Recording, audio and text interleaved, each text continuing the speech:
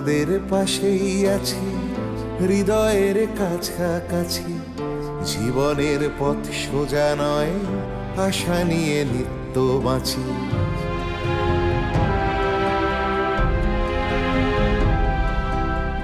শিক্ষা ছড়িয়ে পড়ুক ভেদাভেদ শূন্য করে, এ বেলা নাই বা জুটুক ও বেলা জুটতে পারে। বিপ্লব আসছে দেখো নারী, তুমি পিছিয়ে জানি, জ্বলে ওঠো নিজের আলোয়, মুছে দাও দুঃখ গ্লানি। এভাবে আর থেকো না হাহাকার জড়িয়ে বুকে, আমি হাত বাড়িয়ে আছি, সাড়া দাও আমার ডাকে। আমি হাত বাড়িয়ে আছি, সাড়া দাও আমার ডাকে।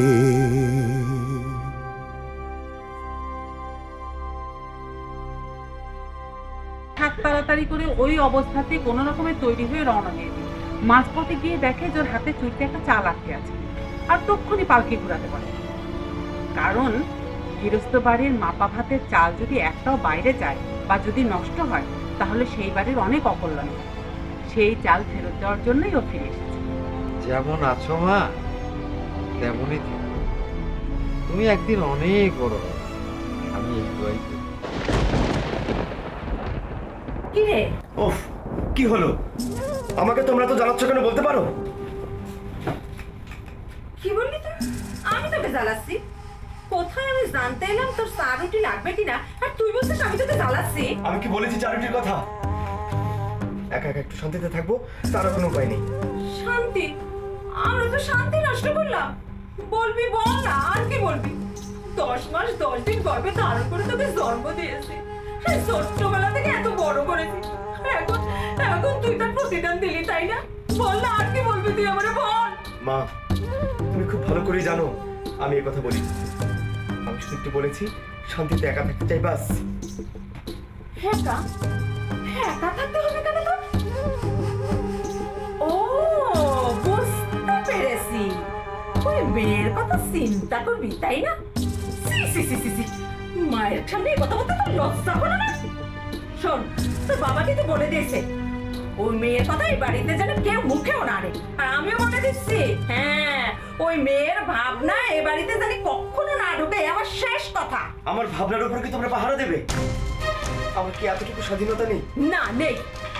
বাবা মার কথা মেনে চলা সন্তানের দায়িত্ব, এটা আল্লাহ তাআলা বলে দিয়েছেন। আর তুই কি আল্লাহর উপরে যেতে চাস? আমি জানি আল্লাহ তাআলা কি বলেছেন।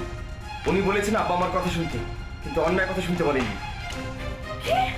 আমরা অন্যায় কথা বলি?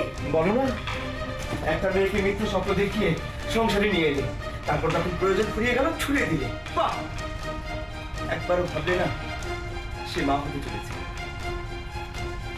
আচ্ছা, তুমি তো একজন মা, অন্তত তোমার তো বোঝা উচিত ছিল, তাই না? বুঝতে পেরেছি, ঘাড়ে বেশ ভালো করে চেপেছে, ওঝা দিয়ে ভূত ছাড়াতে হবে। যাই, আমি তোর বাবাকে বললে কি করা যায়, বুঝেছিস?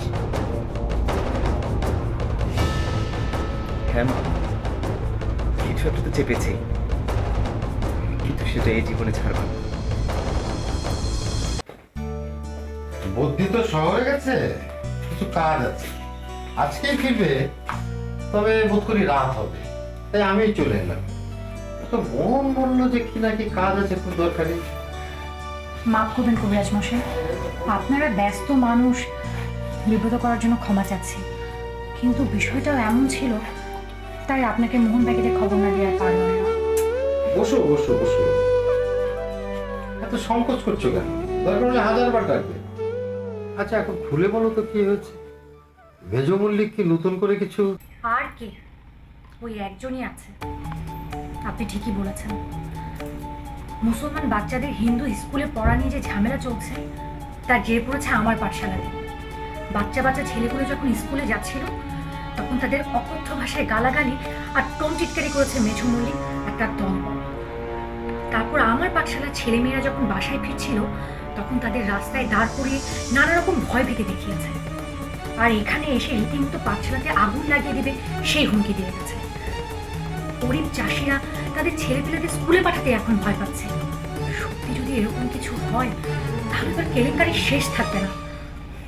আমার তো প্রাণের ভয় নেই, কিন্তু বাচ্চাগুলো যদি কিছু হয়ে যায়। বিপদ এলে মাথাটা ঠান্ডা রাখতে হয়, এত তোলা হবে না। ওরা মুখে যতটা বলে ততটা করে দেখাতে পারবে না। ওই গালাগাল আর টিটকিরে দিয়ে বিশ্বাস। বুদ্ধি ফিরুক, আমি ওর সঙ্গে আলোচনা করে কালই একটা সিদ্ধান্ত নেব।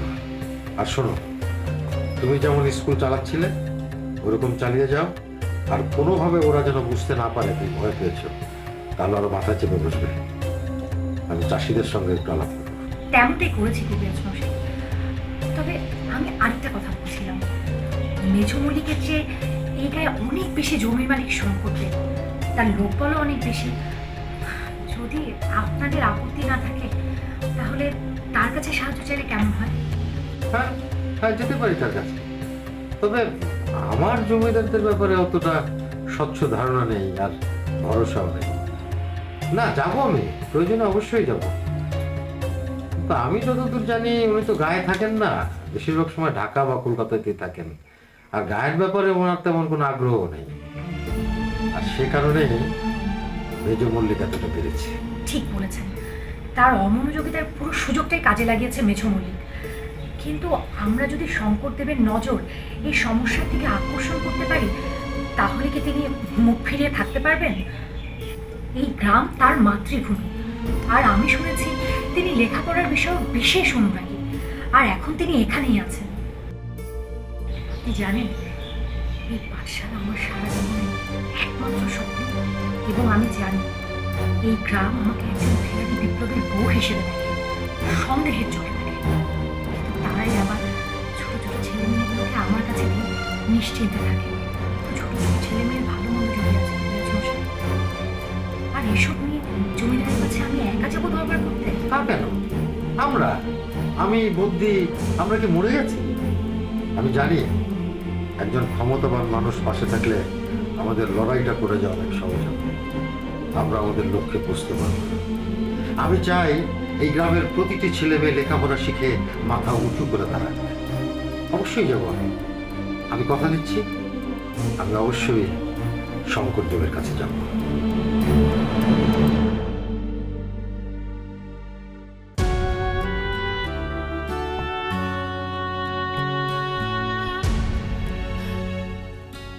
সেই কোন সকালে মেয়েটাকে আনতে পাঠালে, এখনো তো এলো না।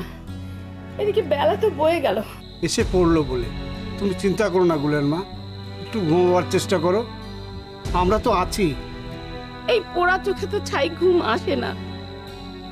কতদিন মেয়েটাকে দেখি না, ওর সাথে একবার দেখা হলেই আমার শান্তি লাগবে, অনেক শান্তি পাবো আমি। আম্মা আম্মা এমন অবুঝের মতো করলে হয়? এতটা পথ আসতে তো একটু সময় লাগবেই। আগে থেকে তো কিছুই ঠিক করা ছিল না, তাই না? হঠাৎ করে খবর শুনে সবকিছু গুছিয়ে আসতে খানিকটা সময় তো লাগবেই। আর কবিরাজ চাচা কিন্তু বলে গিয়েছেন তোমার এই অবস্থায় কোনোভাবেই কিন্তু উত্তেজিত হওয়াটা তোমার পক্ষে ঠিক না। অমন হীরের টুকরো জামাই আমার, বিয়ের পর প্রথমবার কোথায় ঢাক ঢোল বাজিয়ে মেয়ে জামাই দাওয়াত করে বাসায় আনবো, বাড়িতে আলো ঝলমল করবে, পাড়ার লোকজনকে দাওয়াত করবো। তা না, আমার অসুখের খবর পেয়ে মেয়েটা যেন কোন অবস্থাতেই আমার কাছে দৌড়ে ছুটে আসছে। আম্মা একটু শান্ত হও। গুল যদি এসে এই অবস্থায় তোমাকে দেখে তাহলে ওর কি রকম খারাপ লাগবে সেই খেয়াল আছে তোমার? ওর শ্বশুরবাড়ির যথেষ্ট সুনাম, অনেক ভাগ্য করে অমন কুটুম পাওয়া যায়। জানি মেয়ে আমার ওখানে সুখেই থাকবে, কিন্তু আমাদের ছেড়ে ওদের মন জয় করতে তো কয়েকদিন সময় লাগবে। তুমি এইভাবে ছটফট করলে ও তো আরো অস্থির হয়ে যাবে। আম্মা, আম্মা, ওই তো গুল এসে গেছে।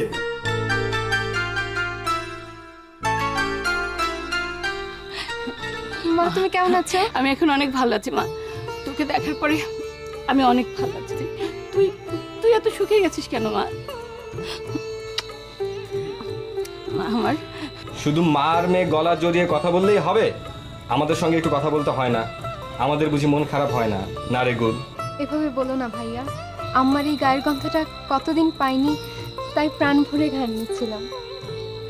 জানো, ওখানে সারাক্ষণ তোমাদের কথা খুব মনে হয়। আর যখন জানলাম তোমার শরীরটা আবার খারাপ হয়েছে, তখন মনে হচ্ছিল পালকিতে নয়, পাখির মতো উড়ে চলে আসি। এক মুহূর্তও তর্স ছিল না। ওরে আমার সোনা মেয়ে, আমরাও তোকে সব সময় মনে করি মা। হ্যাঁ রে গুড, ওরা তোকে ভালোবাসে তো, বকাঝকা করে না তো মা। দেখিস মা, ওই বাড়ির বড়দের কথার অমান্য কখনো করিস না, মনে থাকবে মা। তুমি কোনো চিন্তা করো না, ওরা সবাই খুব ভালো, আমার খুব আদর করে। আর মনে হয় না আমি ওই বাড়ির বউ, মনে হয় আমি ওই বাড়ির মেয়ে। রোশনি তো আমার সবচেয়ে নেওটাটা। আর আব্বা, আম্মা, চাচি, অন্তরাপা সবাই খুব ভালো। মোহন চাচা তো খুব মজার মানুষ, সারাদিন আনন্দে কেটে যায়। হ্যাঁ রে মা, বিয়ের সময় শুনেছিলাম বউ ভাতের কয়েকদিন পর জামাই শহরে চলে যাবে। বেশি দিন ছুটি পায়নি তখন, মাসখানেক পর আবার আসবে। কবে আসবে তোকে জানিয়েছে? সে যখন আসবে আসবে। এতদিন পর আমি বাড়ি এলাম, তাতে তোমাদের হচ্ছে না না? সবসময় খালি জামাই জামাই করছো, আর আমি খিদে মরছি। একটু নাস্তা পানি দাও, মুখে দেই। আসলে তোকে এতদিন পরে পেয়ে না আমরা সবাই সবকিছু ভুলেই গিয়েছি। তোর সঙ্গে যে অনেক গল্প করার আছে। হায় আল্লাহ, আমান ভাই তো বাইরে দাঁড়িয়ে আছে, ও আমাকে দিতে এসেছিল। দেখেছো, আমি পুরোই ভুলে গেছি। বলিস কি? তুই বস বস, আমি দেখছি। আব্বা আসেন। আসসালামু আলাইকুম। ওয়ালাইকুম আসসালাম। কি জানো তো, দেখো দেখিনি তোমাকে এখানে বসিয়ে রেখে ফুল বলতে ভুলেই গেছে। আসলে হয়েছে কি জানো বাবা, ও তো বিয়ের আগে কোনোদিন একলা থাকেনি, তাই এসে সবাইকে পেয়ে ওর নিজের মধ্যে নেই। তুমি কিছু মনে করো না বাবা। ছি ছি, এখানে মনে করার কি আছে? সত্যি তো বাড়ির সবাইকে ছেড়ে থাকাটা খুবই কষ্টের। এই যে আমার দাদারা সবাই বাইরে থাকে, এর জন্য মা মাঝে মাঝেই কষ্ট পায়, আবার কান্নাকাটিও করে। ছুটির সময় বাড়িতে এলে মা যেতেই দেয় না। আসলে সব মায়েদের মন একই রকম বাবা। তুমি এসেছো, আমি খুব খুশি হয়েছি। তা তুমি এখানে দাঁড়িয়ে কেন? চলো ভেতরে চলো। সবাই ভালো আছে তো তোমাদের? সবার শরীর টরীর ভালো তো? জামাইয়ের শরীর ভালো আছে? আচ্ছা, জামাই কবে আসবে কিছু বলেছে? বাড়িতে সবাই ভালো আছে, আব্বা আপনাদের সালাম জানিয়েছে। আর সুলতান ভাইজান কবে আসবে এ সম্বন্ধে কিছু বলেনি, তবে আশা করা যায় সামনের মাসেই বাড়িতে আসবে। ও হ্যাঁ, আব্বাজান এই ওষুধটা পাঠিয়েছে চাচিজানের জন্য। খালি পেটে ওষুধ খেলে চাচিজানের উপকার হবে। আসলে এই গ্রামের কবিরাজ খুবই ভালো, তাই চিন্তার কোনো বিষয় নেই। শোন শোন, এক রতি ছেলের কথা শোন। কথা শুনে মনে হচ্ছে কোনো বড় মানুষ কথা বলছে।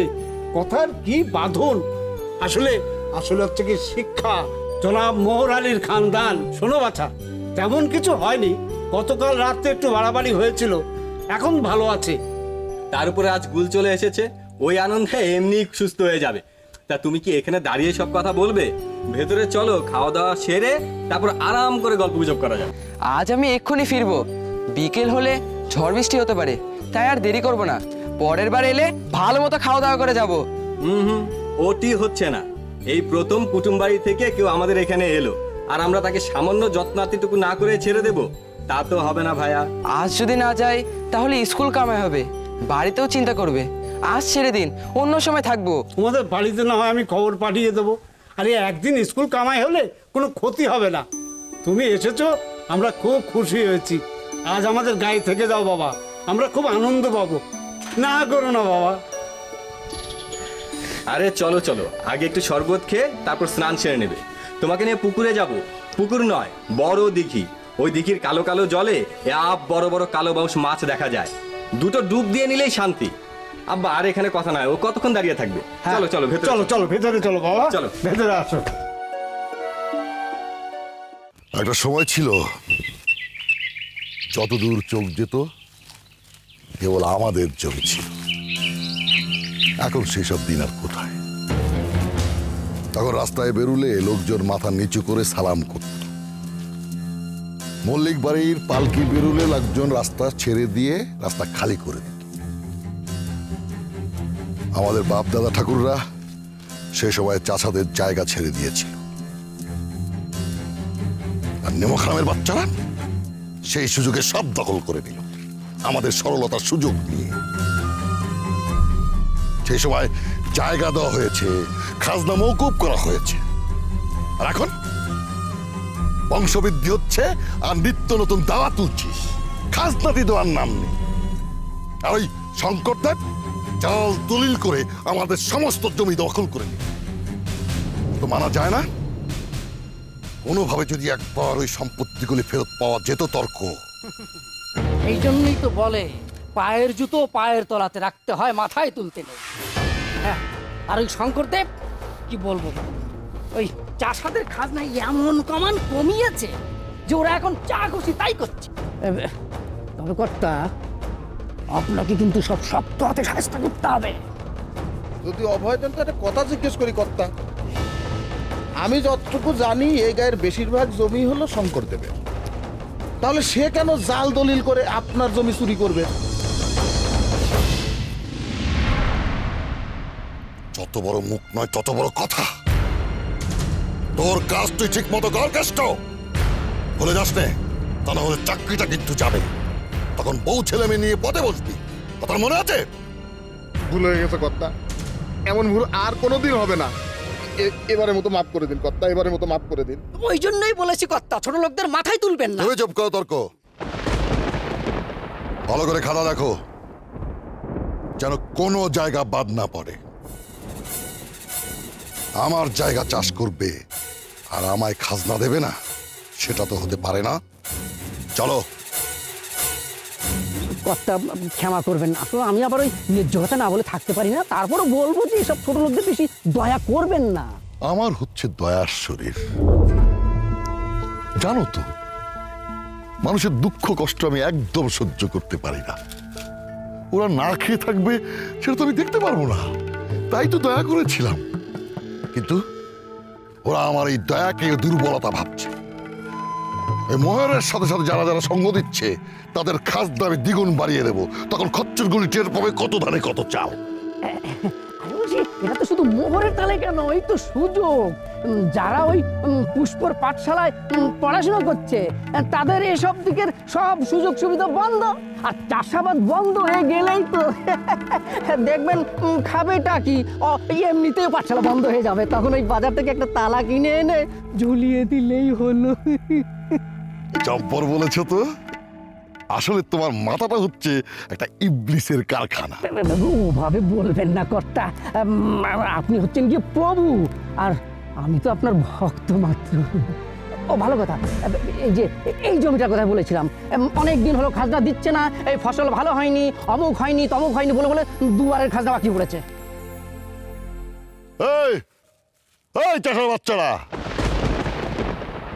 এই চাষার বাচ্চারা শুনতে পাচ্ছিস না? সমুদ্রের বেটারা এদিকে এদিকে এদিকে। এই কর্তা ডাকে।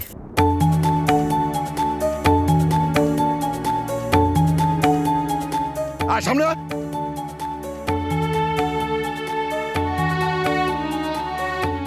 কতদিনের খাজনা বাকি পড়েছে সে খেয়াল আছে? জানি হুজুর, কিন্তু আপনি বলুন, আগের দুবার ফসলে এমন মোরক লাগলো তাই তো খাজনা দিতে পারিনি। এবার আশা করি ফসল খুব ভালো হবে, আস্তে আস্তে সব দেনা শোধ করে দেব, একটু সময় দিন হুজুর। তোদের সময় দিতে দিতে তো আমি একেবারে ভিখারি হয়ে গেলাম, আর সময় দিতে পারবো না। জাগরা তাড়াতাড়ি কর। আপনার দয়ার শরীর, আপনি আমাদের মা বাপ কর্তা, একটু দয়া করুন, আমি কথা দিচ্ছি সব শোধ করে দেব। মাথাতে হবে না, তোদের সব বদমতলব আমি জানি। কর্তা সামনে এলে একেবারে কর্তা করতে করতে একেবারে মুখে ফেনা তুলে ফেলি, আর যখনই পিছন ফিরল তা ওই শঙ্করদেবের তাবেদারি। শোন, আর কোনো সময় নেই, আর 1 মাসের সময় দিচ্ছি, এর ভিতরে সব খাজনা পরিশোধ করবি, আর না পারলে অন্যের জমি দেখ। কিসের 1 মাস? 7 দিন সময় দিলাম, তারপরে 1 ঘন্টাও বেশি না। এর মধ্যে যদি খাজনা না দিস তাহলে কত ধানে কত চাল সেটা বুঝবি। চলো। এমন অলক্ষণের কথা কইবেন না কর্তা, সংসার নিয়ে যে গলায় দড়ি দিতে হবে।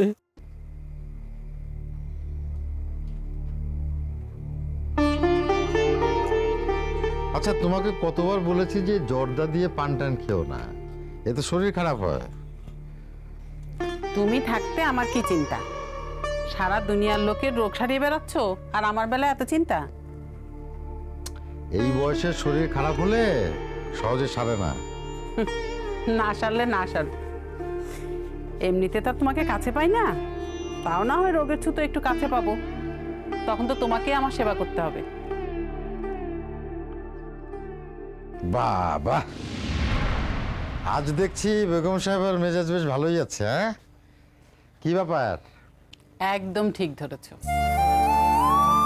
আজ গুলজা করে গেল এই সংসারের জন্য। সত্যি মনটা একদম ভরে গেছে, অনেক শান্তি পেয়েছে। এখন মনে হচ্ছে যে ও বড় হলে এই সংসারের দায়িত্বটা ওর কাঁধেই দিয়ে দেব। চিন্তা শুধু অন্তরাকে নিয়ে, কি যে হবে কে জানে। আর সুলেমানের তো বাড়ি ফেরার কোনো নামই নেই। ওর বউয়ের যে মুখ আর অহংকার, ওরে বাবা, সবার সাথে শুধু ঝগড়া করে বেড়াচ্ছে। কবে যে শহরে ফিরবে কে জানে। এর নামই হচ্ছে সংসার, বুঝলে? সব যদি তোমার মতো চলতো তাহলে তো মিটেই যেত।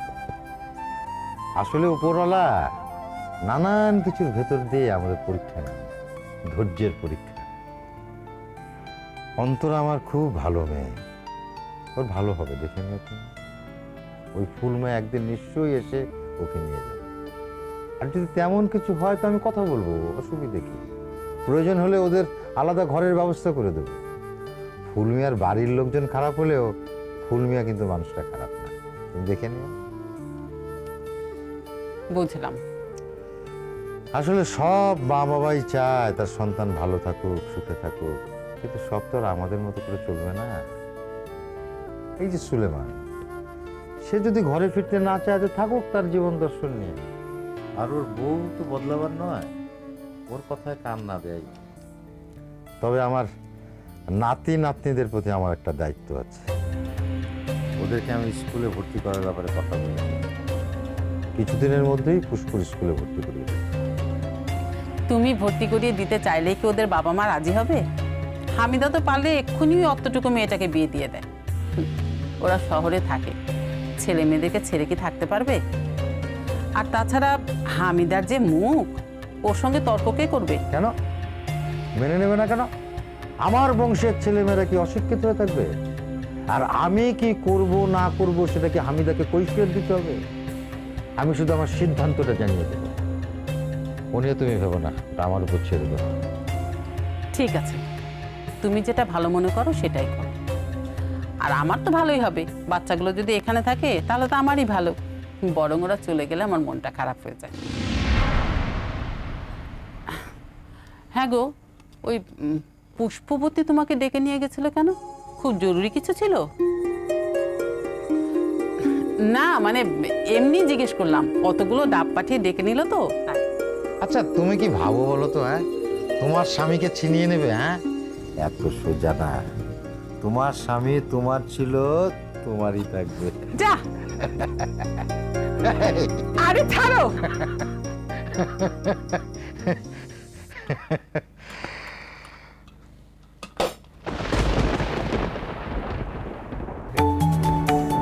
কিন্তু ফুলমিয়ার বাড়ির লোকজন ভালো না। তারা অন্তরাকে বিভিন্নভাবে অনেক অত্যাচার করেছে। ফুলমিয়া একটু ভীতু প্রকৃতির, সেও তার বাড়ির লোকজন থেকে কিছু বলতে পারে না। আমার বোন অনেক কষ্ট করেও ওদের সাথে মানিয়ে নিতে পারেনি।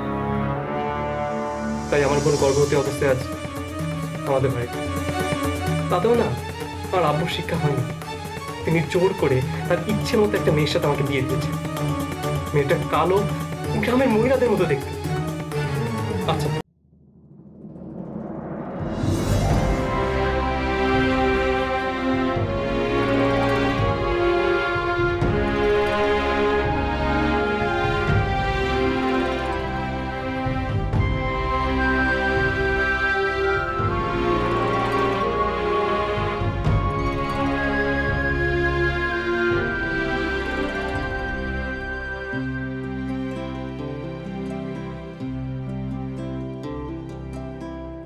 তোমাদের পাশেই আছি, হৃদয়ের কাছাকাছি। জীবনের পথ সোজা নয়, আশা নিয়ে নিত্য বাঁচি।